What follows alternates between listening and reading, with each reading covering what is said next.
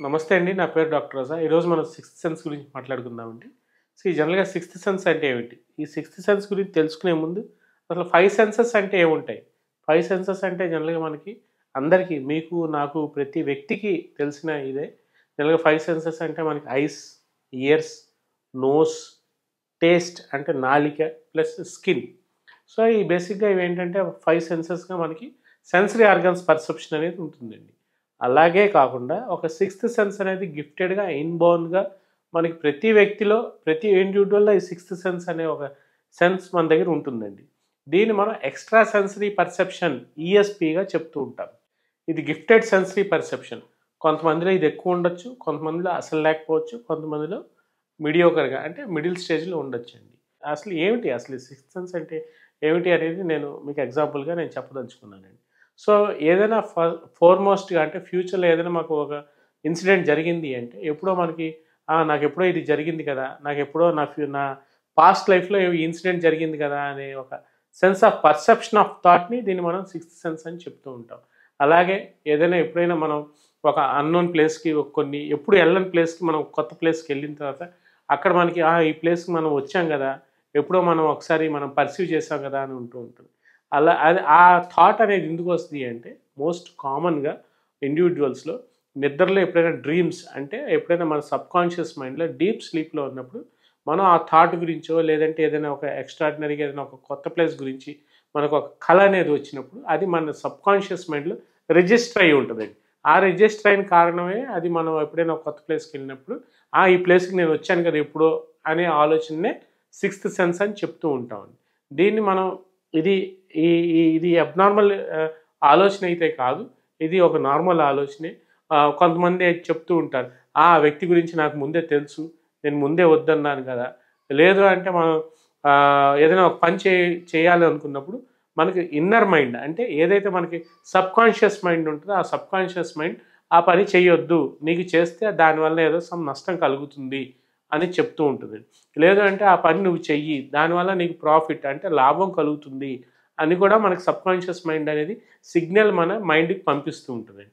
దీన్ని కూడా మనం సిక్స్త్ సెన్స్‌గా పరిగణిస్తూ ఉంటాం. దాన్ని మనం కొంతమందైతే స్ట్రిక్ట్‌గా పాటిస్తారు. కొంతమంది అసలు పాటించరు. అది పాటించకపోవడం వల్ల కొన్ని నష్టాలైతే జరుగుతాయి. దాన్ని మనం పట్టించుకోము. మనం పెద్ద క్రైటీరియా తీసుకోమండి. అంటే దాన్ని మనం పెద్ద ఇష్యూగా మనం పరిగణించం. దీన్ని కూడా సిక్స్త్ సెన్స్ అని అంటూ ఉంటాం. అంటే అదేదైనా దానివల్ల నష్టం జరిగిన తర్వాత అవును నేనప్పుడు నా సిక్స్త్ సెన్స్ చెప్పింది గదా! ఇది నేను చేయటం ఇది నేను వినకపోవటం వల్లే, నా సబ్‌కాన్షియస్ మైండ్ వినకపోవటం వల్లే, నా ఇంటర్నల్ ఫీలింగ్ ఆఫ్ మైండ్ ఏదైతే చెప్పిందో ఈ పని చేయొద్దు అన్నప్పుడే నేను ఆగిపోతే బాగుండేది. అనవసరంగా చేశాను.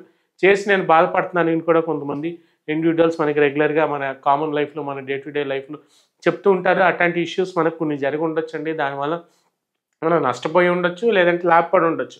అది వేరే విషయం. కానీ దీన్ని కూడా మనం సిక్స్త్ సెన్స్‌గా చెప్తూ ఉంటామండి. ఇట్టా కొన్ని అలాగే మనుషుల్లో కాకుండా జంతువుల్లో కూడా మనం తీసుకుంటే డాగ్స్, ఎలిఫెంట్స్, స్నేక్స్ పర్టిక్యులర్‌గా ఈ 3 యానిమల్స్‌లో కూడా ఈ 3 జంతువుల్లో కూడా ఈ సిక్స్త్ సెన్స్ అనేది పర్సెప్షన్ ఆఫ్ థాట్ అనేది చాలా ఎక్కువగా ఉంటుందండి. దీన్ని మనం ఎక్స్‌ట్రా సెన్సరీ పర్సెప్షన్ ఈఎస్‌పీగా చెప్తూ ఉంటామండి. ఇవన్నీ మన ఇదంతా ఒక ఫార్మాట్‌లో ఒక మైండ్ థాట్ ప్రాసెస్‌లో జరుగుతూ ఉంటదండి. కొంతమంది ఇప్పుడు అలాగే ఫర్ ఎగ్జాంపుల్ మనం ఎగ్జాంపుల్‌గా తీసుకుంటే జాన్ నికోలస్ టెస్లా అంటే ఎప్పుడో ఒక 150, 200 ఏళ్ల క్రితం మనకి ఆయన అప్పుడే చెప్పారు. ఒక 100 ఇయర్స్, 150 ఇయర్స్ తర్వాత ప్రపంచం అంతా ఫోన్‌లమయం అయిపోతుంది. అంతా విద్యుత్ తరంగాల మీద ఈ ప్రపంచం అంతా నడుస్తూ ఉంటది.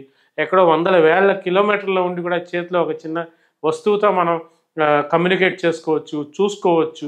ఏదైతే మనం ఇప్పుడు ఈ మోడర్న్ డే లైఫ్ సొసైటీలో మన చేతిలో ఉన్న ప్రతి వస్తువు ఒక ఫోన్ ద్వారా మనం కొన్ని వేల కిలోమీటర్లో మనం ఎక్కడో ఇక్కడ ఇండియాలో విజయవాడలో ఉంటూ మనం ఎక్కడో అమెరికాలో ఉంటూ జస్ట్ ఒక ఫ్రాక్షన్ ఆఫ్ సెకండ్స్‌లో వీడియో కాలింగ్ ద్వారా మాట్లాడుకుంటున్నాం.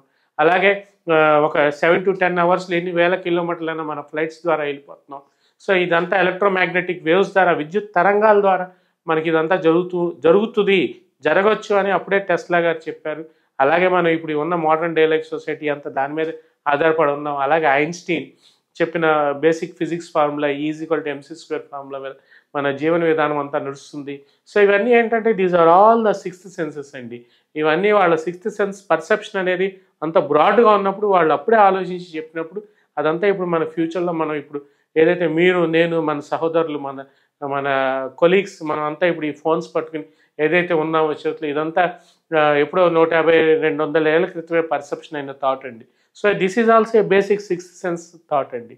సో దీన్ని మనం ఎలా ఇచ్చేయాలి అంటే మన inner conscious of sub conscious mind అనేది ప్రశాంతంగా ఉన్నప్పుడు, మనం మెడిటేషన్ చేసుకున్నప్పుడు, మన inner way of healthy living ప్రశాంతంగా బాగున్నప్పుడు, మన సౌల్ అనేది ప్యూర్గా ఉన్నప్పుడు ఈ సిక్స్త్ సెన్స్ మనం పర్సీవ్ చేసుకుని మనం కూడా అలా అంత ఇది కాకపోయినా కొంతవరకు ఒక 1%, 100లో మనం కూడా చేంజ్ అవ్వచ్చు.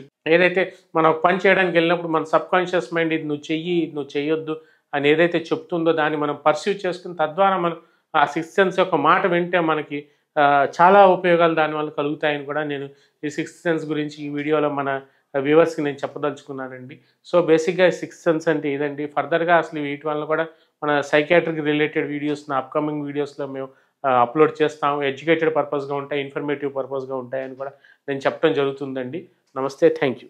నియోజెనెటిక్ హోమియోపతి క్లినిక్ యూట్యూబ్ ఛానల్లో అప్లోడ్ చేస్తున్న వీడియోలన్నీ సమాచార నిమిత్తం మరియు దీర్ఘకాలిక స్వల్పకాలిక సమస్యలు అన్ని వయస్సుల వారు తెలుసుకొనుటకు మరియు వాటి నివారణకు చర్యలు జాగ్రత్తల నిమిత్తం ఉపయోగపడును. మా వీడియోలు నచ్చినట్లయితే లైక్ చేయండి, మా ఛానల్ను సబ్స్క్రైబ్ చేయండి.